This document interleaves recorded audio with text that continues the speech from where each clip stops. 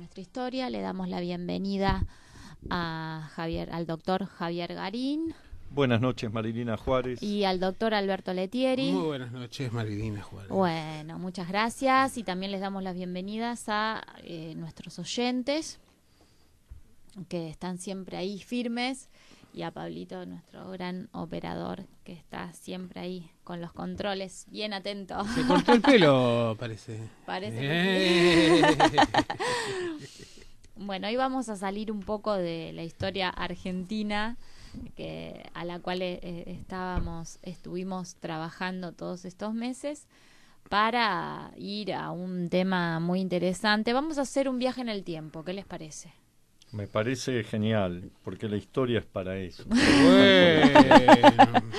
Vamos a viajar a la antigüedad, porque es una época tan interesante. ¿Como en el Ministerio del Tiempo o el Túnel del Tiempo? Claro. O solo o Dark. O Dark. Que también, que es una serie alemana que está de moda, en la cual aparece esta cuestión de los viajes en el tiempo al pasado, ¿no? Bueno, pero yo de chico miraba el Túnel del Tiempo, que... Sí, todos hablaban en inglés. ¿Por qué hablaban en inglés? En la viajaban a Roma y hablaban en inglés. No sé, pero bueno, no importa. Bueno, entonces... Es que los romanos inventaron el inglés, parece. Claro. Parece que los romanos hubieran inventado todo, ¿no? Por lo menos para la cultura occidental. Sí. Y gran parte sí, es fundamentado.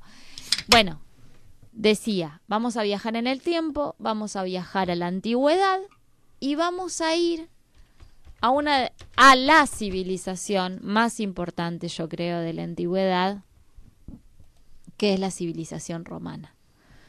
El imperio tal vez más importante del mundo, porque fue la base de todo lo demás. O sea, no sé, tal vez en Oriente sea China. Pero para Occidente Roma, y hasta el día de hoy todos los imperios subsecuentes han querido imitarla y no han podido. Porque tuvieron algo los romanos, que fueron capaces de gobernar con cierta dosis de armonía. Sí. Si bien podemos sostener que la opresión o la dominación nunca es justa, los romanos sabían actuar dentro de ciertos límites de la prudencia en su dominación de los pueblos. De los otros pueblos, sí, y eso hizo que se los prefiriera a veces hasta a sus gobernantes locales, porque frente a las tiranías y a los reyesuelos que pululaban, que eran sádicos y crueles, los romanos solían gobernar con cierta la famosa Pax racionalidad, sí. La famosa Pax Romana, que era nada más y nada menos que la armonía, el equilibrio. Y conste que no estamos haciendo una apología del imperialismo romano, pero digamos, en determinado momento, tomemos un ejemplo. Todos los cristianos sabemos lo que fue la crucifixión de Jesús. Los saduceos, en lucha contra los fariseos, tiempo antes de la crucifixión de Jesús, hicieron crucificar a 3.000 fariseos, y no eran los romanos los que lo hicieron. ¿Me explico? O sea, la barbarie era algo tan tremendo, estaba tan instalado, que frente a eso la crueldad o la brutalidad de los romanos parecía como un logro de la civilización. Yo tuve una gran profesora de historia de Roma, a la que le mando un abrazo muy grande, espero que me esté escuchando, que ella me decía algo que es fundamental para entender a Roma, para entender la civilización. El romano tiene un pensamiento práctico, es un hombre de praxis, es un hombre al que no le gustan las rebeliones, por eso es que cuando se produce, digamos... Sí, es implacable. Era implacable cuando se producía una rebelión. ¿Por qué? Porque eso le impedía el cobro de impuestos. Justamente cuando se producía una rebelión en alguna de sus administraciones... Tenía merma la caja. Claro. Entonces, esas rebeliones sí las sofocaban a sangre, a sangre y muerte, ¿verdad? Por eso cuando se revela la cuestión de Jesús, ¿no? Que se empieza a rebelar el pueblo, los judíos acuden a los romanos para decir, estos se están Para que levantando, claro, para que vengan, digamos, a pacificar. Frecuentemente pasaba eso, digamos, las facciones rivales que luchaban en los estados dominados, que terminaban siendo como especie de provincias romanas, acudían a algún amigo, algún funcionario romano que les sirviera de padrino de su causa ante Roma para tratar de que viniera a Roma y apoyar a una de las dos facciones o las distintas facciones en lucha. Eso ha pasado en todos los reinos que había en la costa del Mediterráneo, en Egipto, en Judea, en Siria, en el Asia Menor, en Grecia. Siempre que había algún conflicto en un estado, había alguna facción que iba a tocar la campana a los romanos para decir, vengan a darnos una mano porque los otros son peores que nosotros. Entonces terminaban actuando como árbitros. Sí. Voy a contar un ejemplo de esto. Un ejemplo, porque aparte uno cuando ve los emperadores se acuerda de personajes como Calígula, del cual va a hablar seguramente Alberto, que son terribles. A veces uno no sabe si realmente no están exagerados estos personajes por sus enemigos políticos. Claro, la literatura de sus enemigos. Porque Calígula también tocó algunos intereses de los senadores, de las clases acomodadas de Roma, entonces uno no sabe hasta qué punto no están exagerados sus defectos, ¿no? Sí. Pero lo cierto es que era un tipo muy loco. En determinado momento hizo una primera etapa de su gobierno muy buena. Muy popular era, y después empezó a caer en una especie de locura y trató de convertirse en Dios. Y imponer el culto al dios Calígula, al dios Cayo. En realidad se llamaba Cayo. Calígula era un sobrenombre. Y en determinado momento, estaba leyendo el otro día esto en Flavio Josefo, un historiador judío, que cuenta las antigüedades judías. Un historiador muy preciso. Sí, muy interesante. Cuenta un libro que se llama Antigüedades Judías, cuenta también la destrucción del templo, la destrucción de Jerusalén, en las guerras que los judíos perdieron con los romanos. En determinado momento ocurre lo siguiente: Calígula manda a que le van con el cuento de que los judíos se negaban a prestarle adoración. Lógicamente la ley lo impedía. Mosaica le impedía adorar a ningún ídolo, solo podían adorar a Dios. Por lo tanto, adorar la estatua de Calígula era algo imposible. Este problema lo tuvieron los cristianos también, que fueron víctimas de persecuciones de otros emperadores, no de Calígula, pero sí de Nerón, de Diocleciano, de varios emperadores que, entre otras cosas, querían obligar a los cristianos a adorar la figura del emperador. Bueno, manda a poner en su capricho, dice, bueno, no quieren adorarme, yo les voy a poner mi estatua en el templo de Jerusalén, en el templo de Salomón. Entonces mandó a un general, a Petronio, que era gobernador de Siria, a que fuera a sangre y muerte a poner la estatua de Calígula en el templo de Jerusalén. Entonces los judíos fueron a entrevistarlo a Petronio en varias oportunidades y en números multitudinarios, y a decirles que ellos preferían que los maten a todos antes que aceptar eso. Entonces este gobernador, porque así funcionaba el imperio, ¿no? Había un emperador que era un loco y ordenaba una cosa que no iba. Entonces los funcionarios que estaban abajo trataban de corregir esto. Entonces Petronio les dijo, no, ustedes tienen que hacer lo que dice el emperador y yo lo voy a hacer cumplir, porque si no a mí me van a matar. Es muy simple, yo los mato a ustedes o me matan a mí. Entonces yo prefiero matarlos a ustedes. Entonces vinieron como 5.000, 10.000, multitudes de judíos que le decían, bueno, se sacaban las vestiduras y le mostraban el cuello y decía, bueno, degüéllenos, porque no vamos a dejar mátennos a todos, pero no vamos a dejar que pongan la estatua y se van a quedar sin impuestos. Dejaron de cultivar, se negaron a cultivar, hicieron un boicot. Entonces Petronio en determinado momento dice, no, esto es una locura, yo no voy a matar a tanta gente. No era que tuviera problemas, eran generales, eran militares, no tenían problemas en matar gente, pero al ver que tenían que liquidar todo un pueblo, el tipo agarra y dice, bueno, yo voy a tomar esta responsabilidad, viendo que ustedes están decididos a esto, yo tomo esta responsabilidad, yo me hago cargo, voy a desobedecer la orden de Calígula, y que sea lo que Júpiter quiera. Entonces le mandó una carta diciendo que él no podía cumplir eso porque se iban a quedar sin impuestos, no se podían recoger las cosechas, era un desastre económico y que había que la política de Roma había sido siempre respetar las religiones y las creencias de los pueblos sin imponerles insultos ni arbitrariedades innecesarias. Cuestión. Cuando llega la carta, sucedió lo siguiente, en el ínterin hubo otro que intervino, que fue Agripa, un rey judío, que era amigo de Calígula porque se habían criado juntos, y le dio un banquete, le derrochó un montón de dinero con Calígula, y Calígula muy contento le dice, bueno, pídeme lo que quieras, no, lo que quiero es que no ponga la estatua en el templo de Jerusalén. Y entonces no tuvo más remedio que acceder al pedido.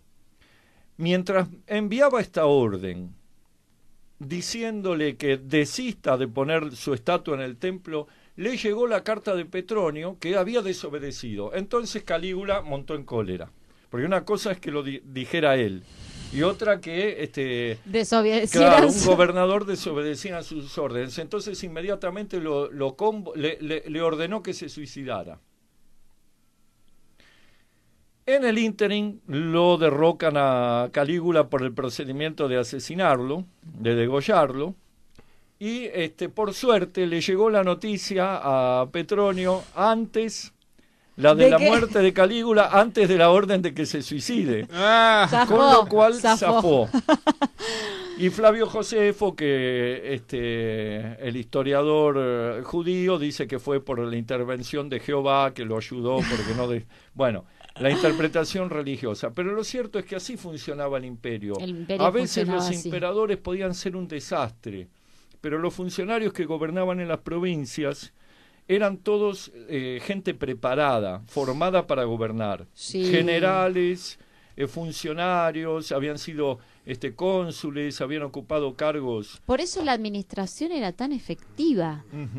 Tenemos que pensar que era un imperio que abarcaba el mundo conocido hasta ese entonces, ¿no? O sea, está bien, tenemos China, tenemos el Oriente, pero era un imperio de una extensión territorial extraordinaria y que funcionó muy bien durante 2 siglos, 3 siglos. Está bien, tenemos la decadencia del siglo III, pero durante esos años la administración funcionaba de una manera muy efectiva. Y el recuerdo del Imperio Romano duró durante milenios. Se prolongó muy en Bizancio como Imperio Bizantino, el Imperio en Constantinopla, hasta el año 1453, si mal no recuerdo.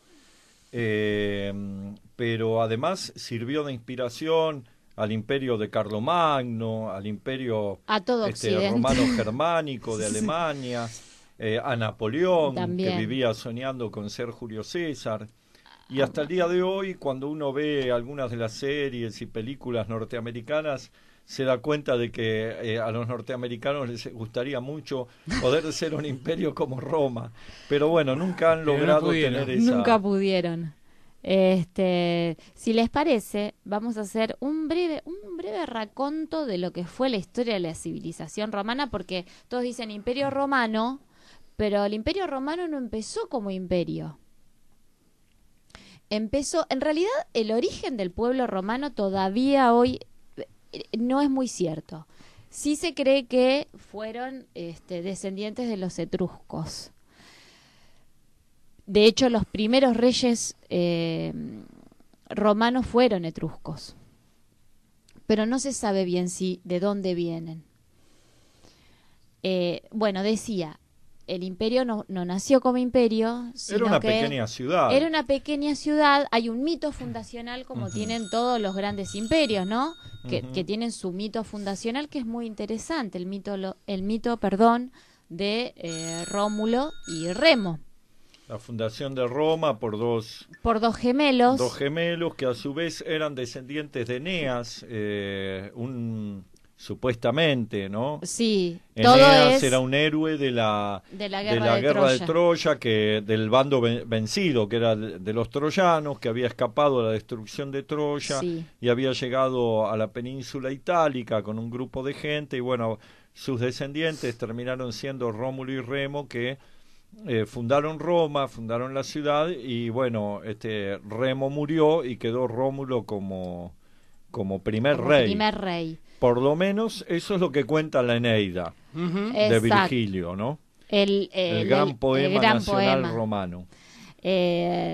Rómulo y Remo son dos gemelos que fueron supuestamente engendrados por el rey Marte, que deja embarazada a Rea Silvia, que era una vestal, hija de un rey.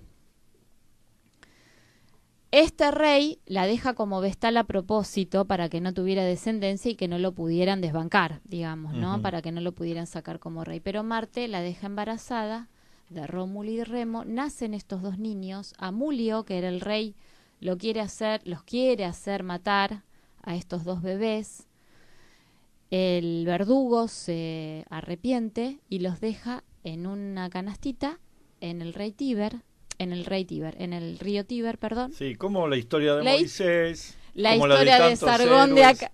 Exacto, claro, es como abandonados muy común en un río y que crecen, logran sobrevivir milagrosamente, o como Edipo, ¿no? Claro. La historia de Edipo. Muchos reyes o figuras legendarias tienen este mito fundacional, ¿no? Claro, y este miedo del rey a que hijos o nietos los destronen, ¿no?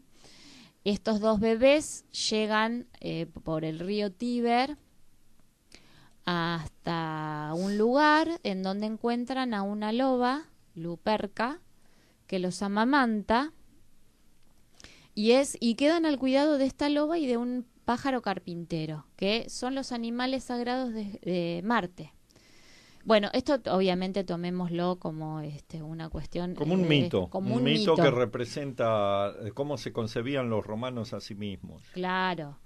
Luego son descubiertos por dos pastores que les ocultan su identidad durante mucho tiempo hasta que son adolescentes y les dicen, mire, ustedes son hijos de Marte y de Rea Silvia. Ahí, bueno, quieren fundar...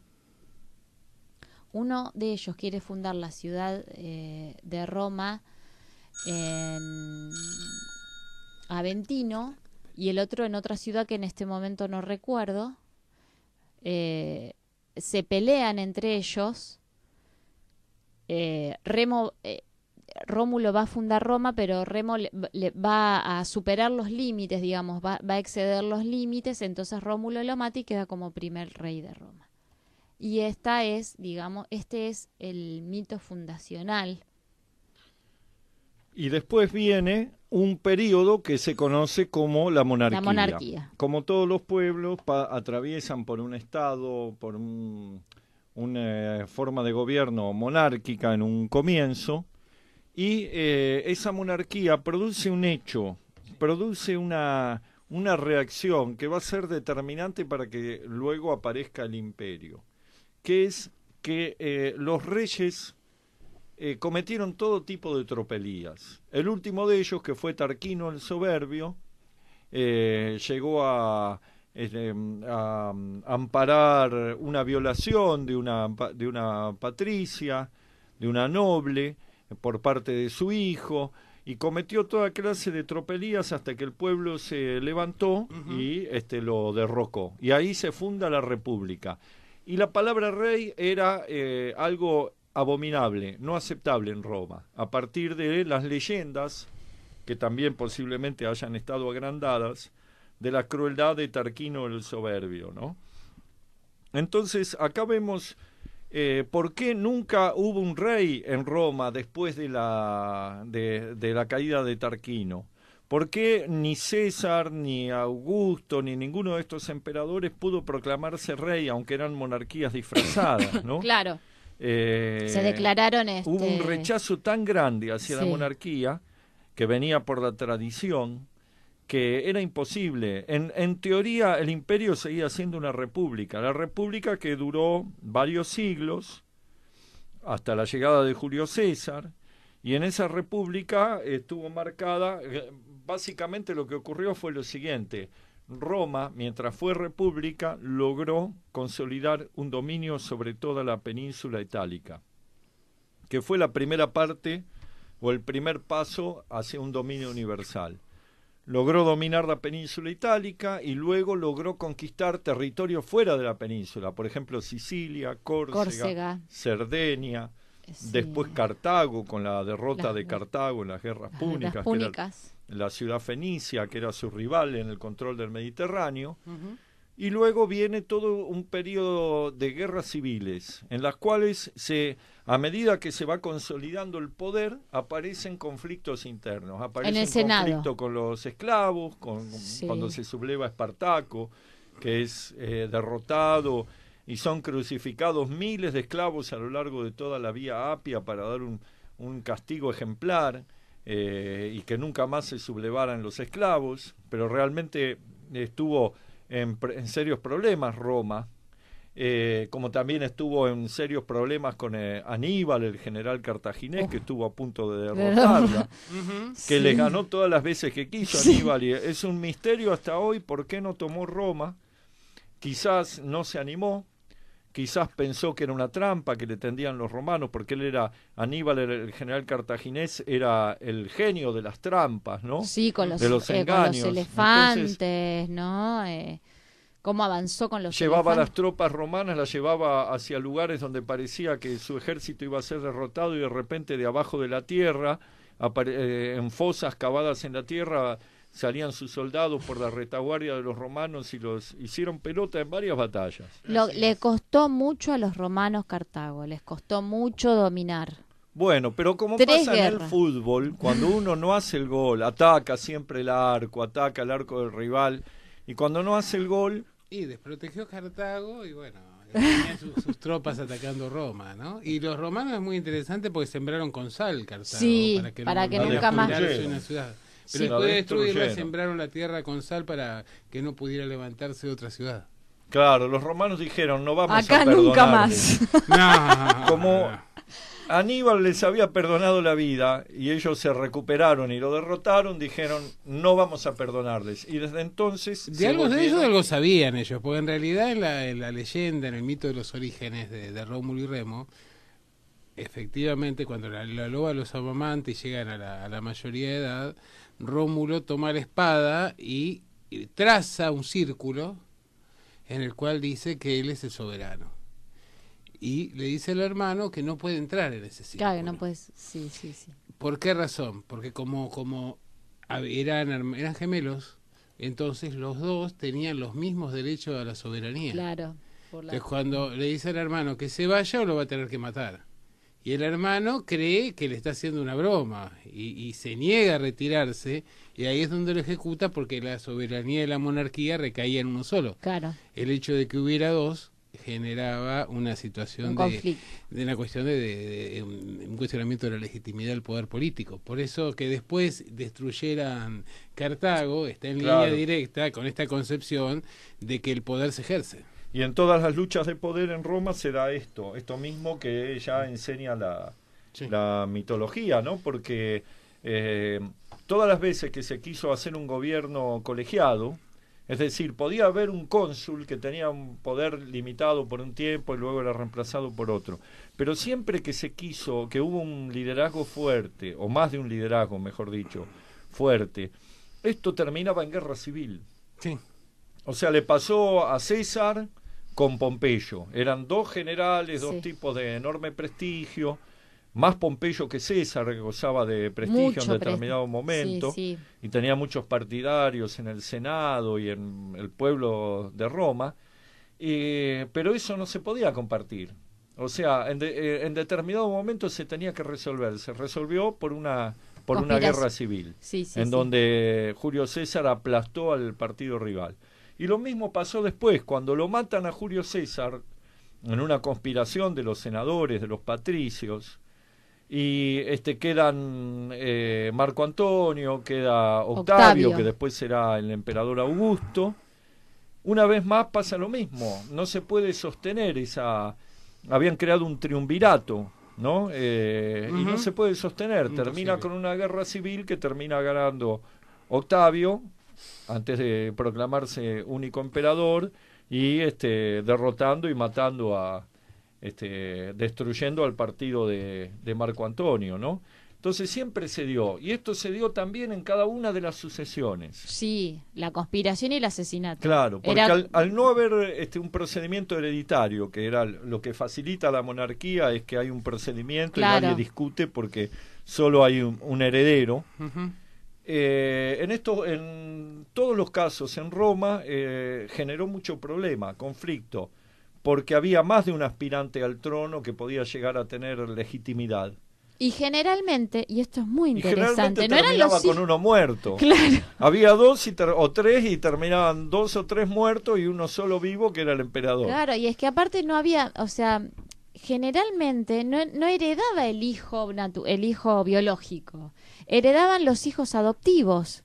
O sea, ¿esto qué quiere decir? Que los emperadores elegían a sus generales preferidos y los tenían como consentidos, hasta que los nombraba en el lecho de muerte, y si como no hijo fuera adoptivo. Como hijo adoptivo, y que Así después eran elegidos. Eso demuestra que no tenían todo el poder los emperadores, más allá de lo que creemos, porque no podían imponer a sus parientes, trataban directo, de hacerlo, claro. Algunos sí, dependía del poder que tuvieran. Claro. Muy pocos fueron capaces de imponer sus... Claro, de imponer a su hijo, por ejemplo. Claro. No siempre podían. Tenían que fingir que nombraban al hijo, que era un hijo adoptivo, pero en realidad era el tipo que tenía más poder en el ejército, o el apoyo del Senado o del pueblo, que eran básicamente, tenía que tener esos tres. Un sustento, por lo menos no tener la oposición del ejército, del Senado y del pueblo. Si había alguno que se opusiera abiertamente, ya se le dificultaba el acceso al trono, al imperio, ¿no? Al postulante. Nos manda saludos Verónica Ortiz. Buenas noches, chicos, abrazos desde La Matanza. Muchas gracias, Verónica Ortiz. Bueno, podemos... Que nos había prometido algo y no lo trajo. Vos le dijiste. Ella prometió algo y no lo dijiste. Que dijo que sí y no lo trajo. Le encargaste que trajera una cena, una comida. Era algo que había dicho que ella hacía también y que yo le dije que lo traiga. Bueno, pero ni apareció por acá ella, ni mucho menos. Bueno, la estás desafiando entonces. Bueno, sí, ahora que estamos cumpliendo aniversario de amistad en Facebook. Así. Muy bien. Sí, muy bien. Es una buena ocasión entonces. Bien. Bueno, estamos con Imperio ya. Emperadores. Julio César se declara... Julio César, que nunca fue emperador, no llegó a serlo. No, pero se declara dictador perpetuo. No, dictador vitalicio, perdón. ¿Quién? César. Sí. Bueno, Calígula proclama cónsul al caballo.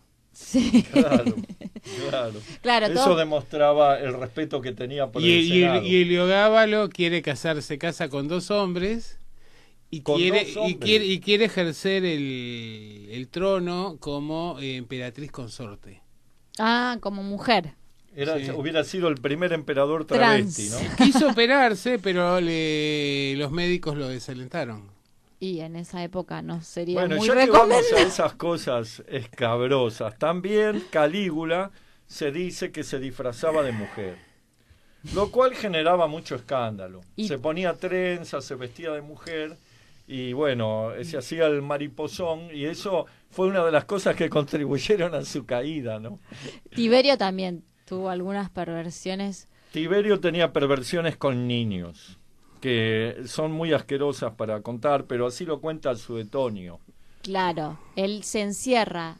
Hay que recordar que Tiberio también fue un buen emperador en una primera época, muy popular, muy querido por el pueblo, pero no se sabe bien por qué se encierra en la isla de Capri y entra en un estado de encierro y de locura, gobierna desde ahí, con diversas perversiones y con también pedofilia, trayendo niños. Igual es un tema ese, ¿no? Yo estuve trabajando con algunos de estos de estos emperadores. Y el término perversión, yo no sé si lo podemos aplicar en todos los casos. ¿Por qué? Son perversiones para nosotros. Claro. Sí, en contexto capaz en el contexto de la época... de todas maneras, lo que le molestaba a los romanos más que las prácticas era que se hicieran en público. Entonces, no podían aceptar, por ejemplo, con Heliogábalo que quisiera ser emperatriz consorte. Claro. O ¿sabes qué? Por ejemplo, también era muy frecuente la homosexualidad, pero con jóvenes y con niños era aceptado esto, o con esclavos. Lo que no era aceptado era la homosexualidad con hombres adultos públicamente, y mucho menos cuando el emperador, en este caso, ocupaba el rol de mujer. Claro. No. Pero en realidad no eran prácticas que estaban ausentes de la sociedad romana. No, de hecho... Es como que había que barrer la suciedad debajo del alfombra. De hecho, de casi todos los emperadores podemos decir que tuvieron... amantes hombres. Sí, que eran bisexuales, digamos. Sí, eran bisexuales. En el caso de Julio César, uno de los motivos de los cuales lo infamaban es que de joven había sido amante, no sé si del rey Mitrídates. Sí, pero ocupando el rol femenino, eso era lo que molestaba.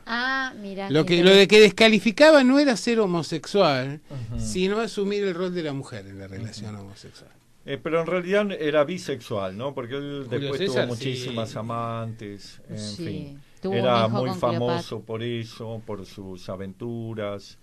Después, en el caso de Octavio, vemos a un hombre que respeta todos los cánones de lo que tiene que ser un gobernante, ¿no? O sea, si bien atraviesa un periodo en el cual él, digamos, tiene que ejecutar actos de crueldad contra sus enemigos, después gobierna por muchas décadas y hace un gobierno extraordinario, ¿no? Con grandes obras públicas, afianza el imperio. Y es un emperador relativamente aburrido para la literatura. Para la literatura, claro, porque él quería tener una familia ordenada, quería transmitir una imagen de hombre serio, conservador, ¿no?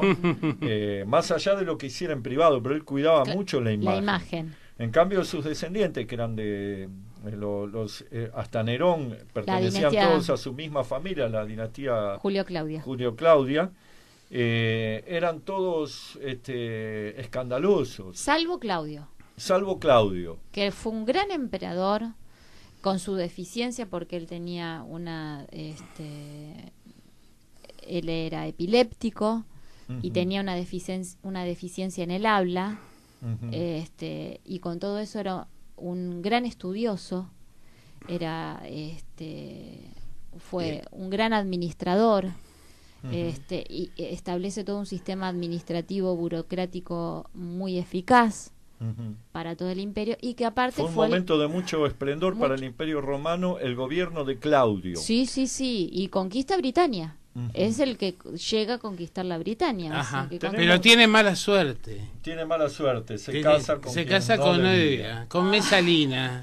Y cuando se fue a Britania, Mesalina fue al burdel donde concurría habitualmente y desafió a las prostitutas a que eligieran a una para tener una competencia para ver quién podía tener sexo con más hombres en una sola noche. Y ella llegó, la prostituta se rindió al pagar un tiempo, y ella cuenta los relatos de la época que a la madrugada ella ya había pasado 70 hombres y se declaraba insatisfecha. Claro. Una ninfómana. Claro. Eso. Pobre Claudio. Pobre Julio. Nos dice Caracú Darín, mi hermano.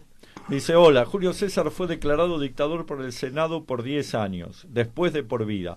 Es la transición de la República al Imperio. El primer emperador fue Octavio. Así es. Muy bien. Correcto. Muy bien, Porque Julio César es tenido como emperador y nunca lo fue. Nunca lo fue. Fue princeps, es decir, primer ciudadano, pero no fue emperador. Quería ser emperador, hubiera querido, pero no lo dejaron. Y fue lo que llamaríamos hoy un populista. porque fue qué feo que suena así. Claro. Decilo, pero sin desprecio. El primer no, lo digo. No, hay que decirlo, hay fue que decirlo. El primer gobernante. Fue el primer peronista. Que hoy diríamos que fue un populista, dirían los conservadores, ¿no?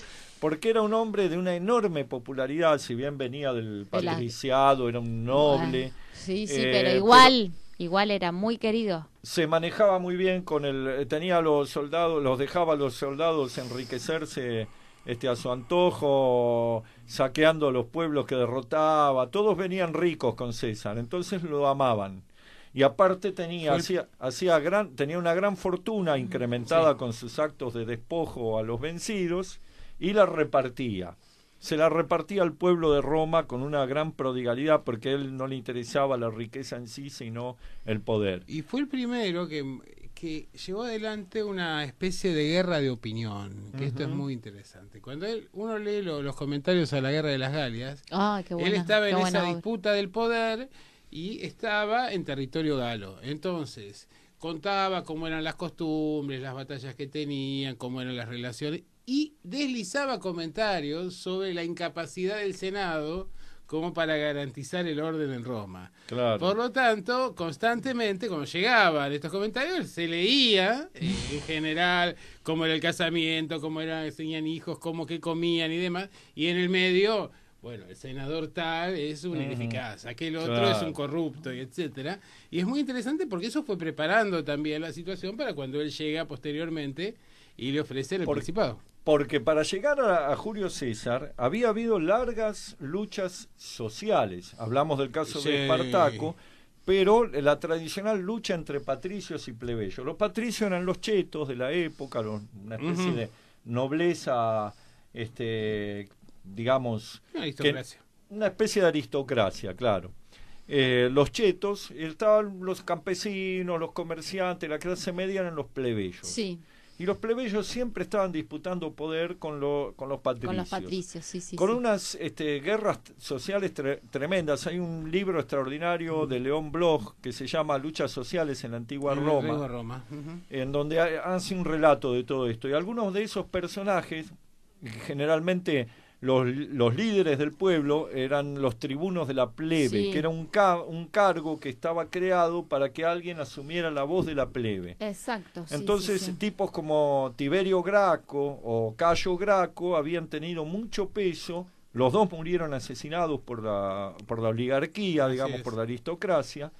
Pero ¿qué pasó? Algunos de la oligarquía dijeron, este es un buen camino para tener poder. Y uno de ellos fue Julio César, que utilizó algunos de los, digamos, de las políticas de los hermanos Graco para ganar la plebe, entonces tener el apoyo de la plebe junto con el ejército y destruir a sus enemigos del Senado. Esto es lo que quiso hacer, pero cometió un error, que es lo que le pasa muchas veces a la gente muy ambiciosa y que sobreestima sus capacidades, y fue que nunca creyó que se iban a animar a asesinarlo, cosa que hicieron al pie de la estatua de Pompeyo, lo liquidaron y se acabó el sueño de César, pero no el cesarismo. El cesarismo continuó a través de los miembros de su familia, que encabezados por Octavio, que luego se convirtió en el emperador Augusto, fundaron una dinastía de emperadores que fue la primera y fue muy importante. Sí, es muy interesante esto, ¿no? De los líderes carismáticos y las tradiciones. Desde Jesucristo, con el caso de Judas, Julio César con Brutus, Rosas con Urquiza, es decir, Perón con Leonardi.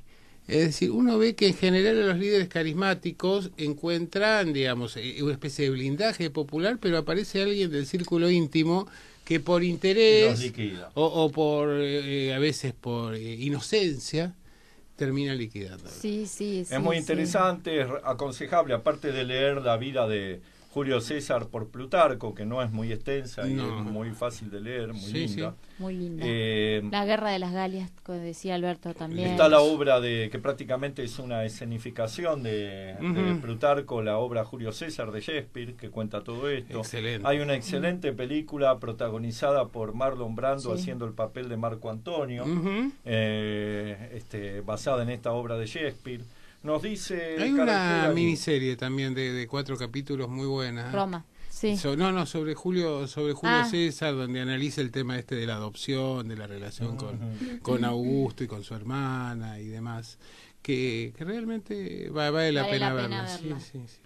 Sí, Caracú Garín dice, cruzar el Rubicón, un riacho de poca monta, no voy a poner la palabra que pone acá, significó entrar en jurisdicción de Roma y desafiar a Pompeyo. ¿Cómo dio que hablar el famoso Rubicón? Claro, porque le habían ordenado que no cruzara el Rubicón, un riacho efectivamente que estaba al norte de la península y que César lo cruza y dice la suerte está echada.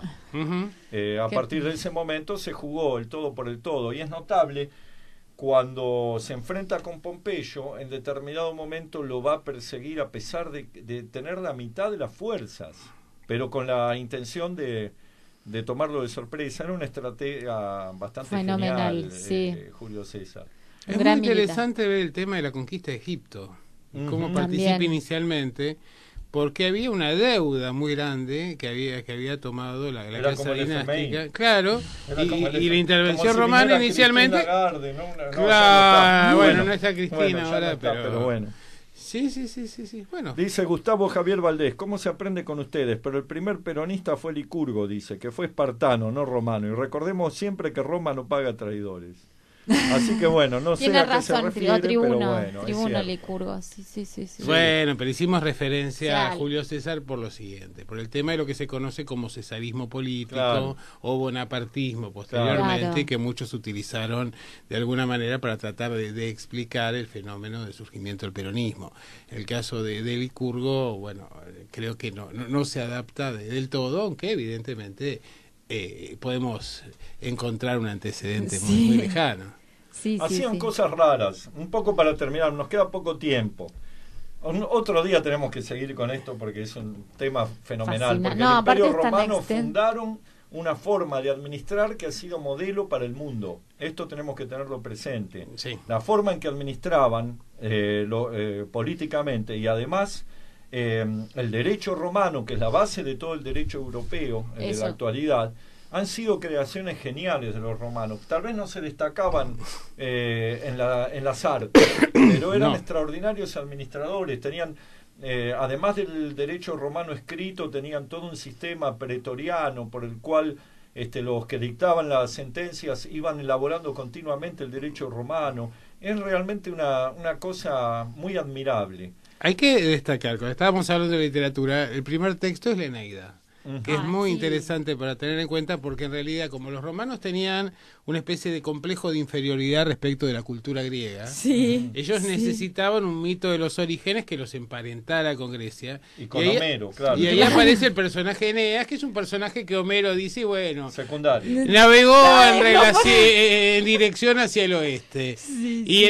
qué hacen? Bueno, en Eneida lo que se toma es supuestamente a dónde fue Eneas, y no termina sino yendo a la propia península itálica, y ahí es donde se inicia la todo vinculación. Mito armado en la época de Augusto, digamos. Lo que diríamos el relato. Claro, un relato. Inventaron un relato para crearse una estirpe como pueblo, porque era muy oscuro el origen de los romanos. Es lo que yo estaba diciendo al principio, es incierto el origen aún hoy del pueblo romano. Bueno, entonces tengamos presente esto. Vamos a ver algún día, en el próximo capítulo o en otro próximo programa volveremos. Vamos a ver emperadores cometiendo todo tipo de tropelías al frente de un imperio que en ningún momento dejó de estar bien administrado. Y esto es lo increíble. Bueno, pero los niveles de corrupción eran altísimos en las provincias. Eran muy altos, es cierto. A veces ponían al frente de algún gobernador que era un amigo del del emperador, que era un tremendo chorro, digamos. Y ahí aparece algo importante, que es que los romanos eran un pueblo que guerreaba de a pie hasta que se extienden al oriente. Y ahí aparece el marco de la corrupción, los nuevos ricos, que eran los conocidos como equatur, o una aristocracia de origen plebeyo, que estaba basada básicamente en la fortuna, y la fortuna era el producto de los actos de corrupción que tenían entre los gobernadores de las provincias, con el visto bueno del emperador generalmente, y los hombres de negocios. Cuando eran muy, digamos, las medidas que eran muy escandalosas o eran arbitrarias y generaban un disturbio, eso era severamente sancionado. No importaba que el gobernador fuera amigo del emperador. Se mandaba una cagada muy grande y el emperador lo mandaba lo liquidaba. No tenía mucho problema en liquidar gente, te diré. Entonces eso hacía que, si bien se cometían todo tipo de excesos, al mismo tiempo se cuidaran. Cuidaban de que eran políticos. Lo que contaba de Petronio, tenía que matar a 10.000 judíos, no quiso el tipo. Así le costara la vida a él, porque le pareció que eso iba a generar un desastre, y que después lo iban a culpar a él por haber cumplido una orden que no tenía que cumplir. Bueno, así pasaba constantemente. Con todo, Poncio Pilatos, que quedó, digamos, en la historia. Claro. Como un personaje para los cristianos, ¿no? Un personaje maldito, ¿no? Porque es el que ordena la ejecución de Jesucristo. En realidad, si uno lo observa o lo analiza, era un político. Políticamente, para evitar disturbios él tenía mayores. que evitar, claro. Él tenía que evitar. A ver, hay muchas cosas para decir, no nos queda mucho tiempo, pero de todas maneras. Lo primero es el tema de lavarse las manos como Poncio Pilatos.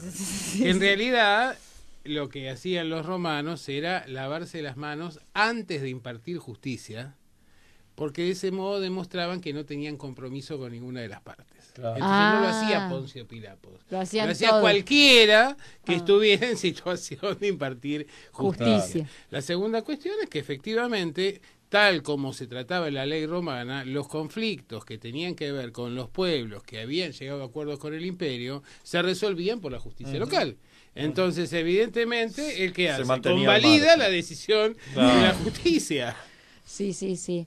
Bueno, muy interesante, da para hablar. Nos dice Calacú Garín, el primer y único emperador gladiador fue Cómodo, hijo de Marco Aurelio. Quiso ser querido por el pueblo, pero inició la decadencia del imperio. Sí, es cierto, la crisis del siglo III.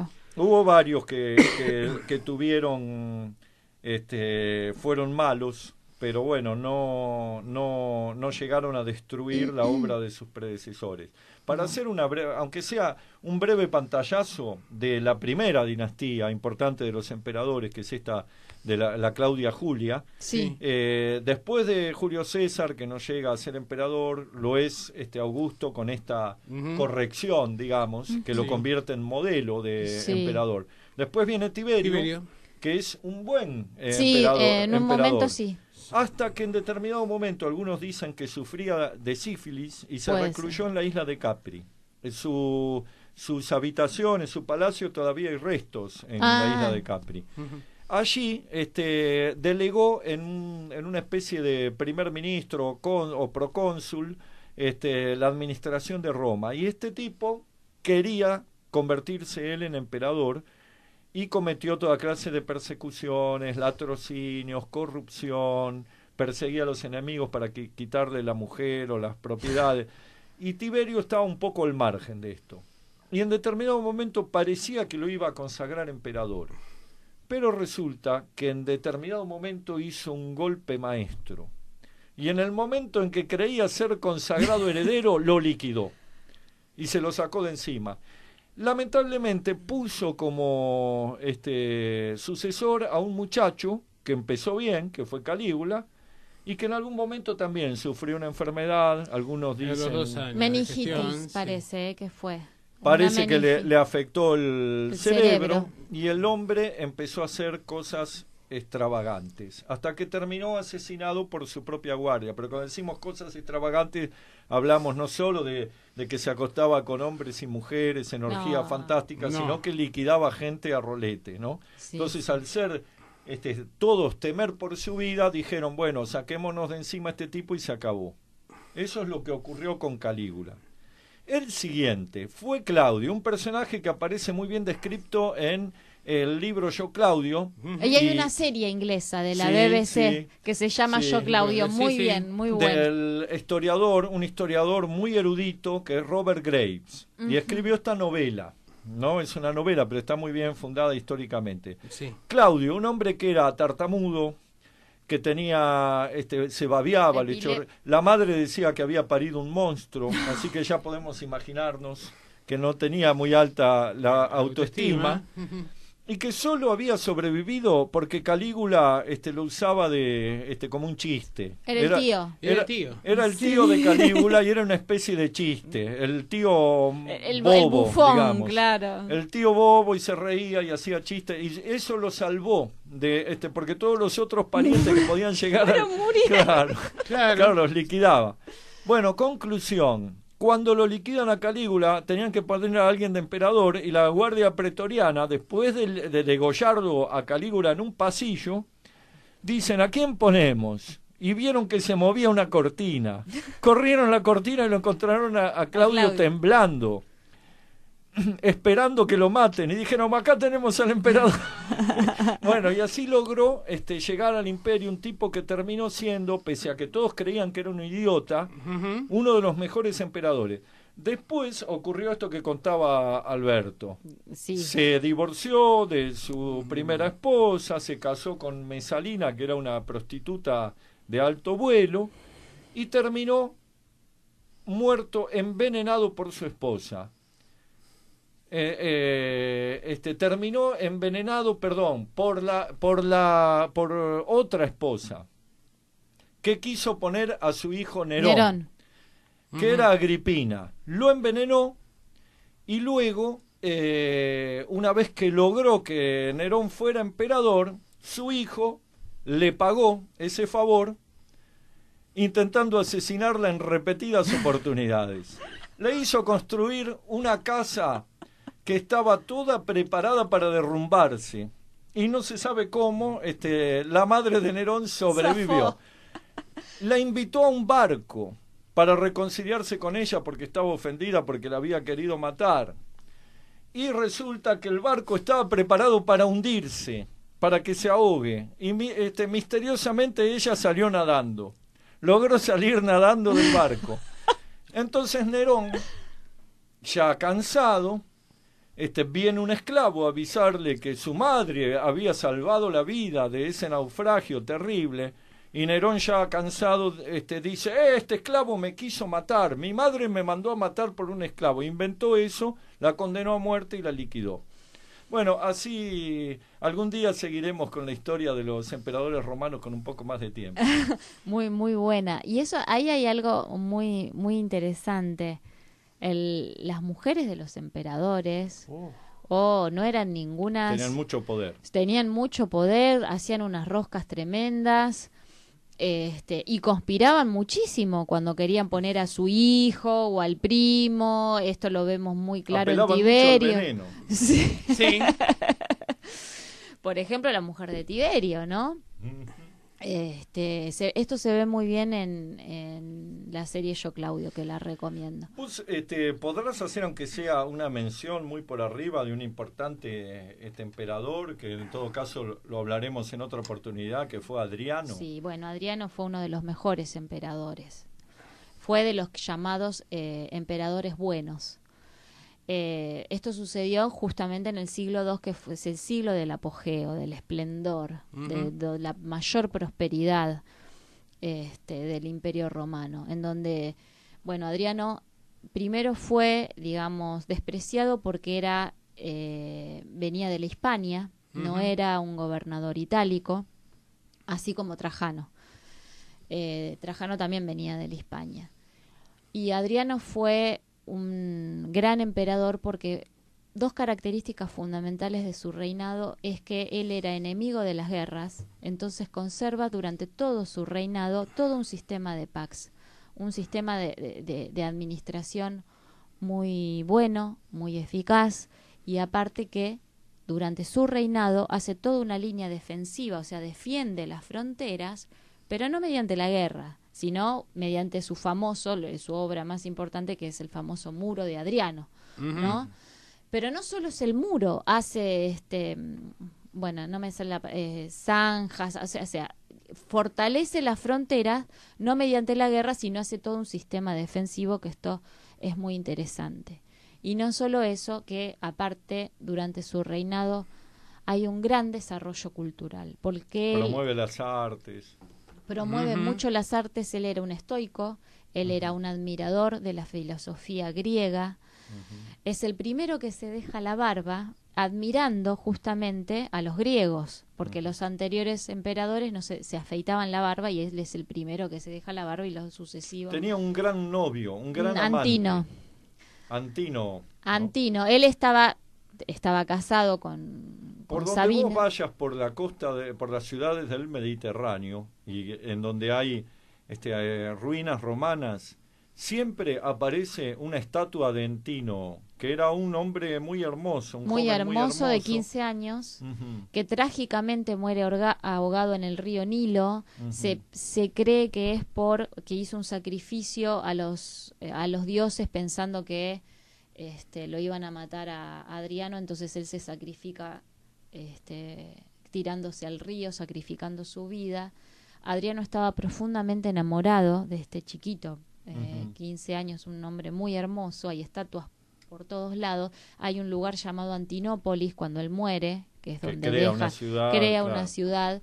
Pero bueno, Adriano fue uno de los emperadores de la dinastía ya antonina, de los destacados, junto con Trajano y Marco con Aurelio. Marco Aurelio, que fue el padre de Cómodo, de este emperador que termina hundiendo el imperio. Pero Marco Aurelio fue un gran emperador también, muy que en sabio. otro momento podemos hablar. Sí.